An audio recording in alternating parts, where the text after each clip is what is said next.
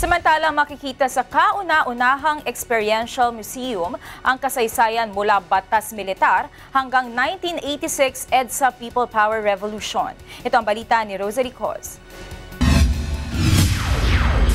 Hinihikayat ng pamahalaan ang publiko lalo na ang mga kabataan na bisitahin ang People Power Experiential Museum sa Camp Aguinaldo upang alalahanin ang ipinaglaban ng mga Pilipino noong 1986 EDSA People Power Revolution.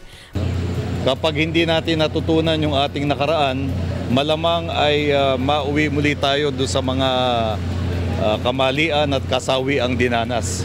Kaya mahalagang maunawaan at malaman natin ang tunay na kasaysayan ng EDSA. Binubuo ng teatro, sine, fotografiya at iba pang pagtatanghal ang Experiential Museum na maaaring magdulot ng pagkamangha o galit sa mga bibisita rito. Ilan sa mga bulwagang itatampok ay ang tulog ng walang himbing, silid ng karangyaan, bulwagan ng ulilang musmos, bulwagan ng pananakit, at iba pa. Sa kabuuan, nahahati sa 9 na bahagi na may kani-kanyang punto sa kasaysayan mula martial law hanggang 1986 EDSA Revolution. Ang layunin ng milyong halagang museo ay upang imulat at ipaalaala sa publiko, lalo na sa mga kabataan, ang galit laban sa mga inhustisya at pag-abuso sa kapangyarihan na hindi na dapat pang pahintulutang maulit sa kasaysayan ng bansa.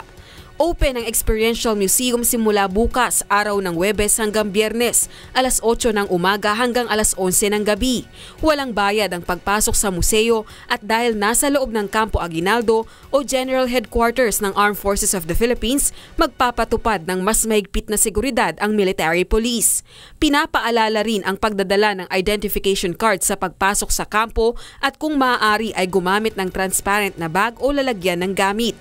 Bawal magdala ng anumang uri ng armas at patalim. Bawal ding maglibot sa ibang bahagi ng kampo liban sa AFP Grandstand kung saan nakaset up ang People Power Experiential Museum. May nakatalaga ring parking lot para sa mga magdadala ng sasakyan. Rosalie Cos, UNTV News, Worldwide.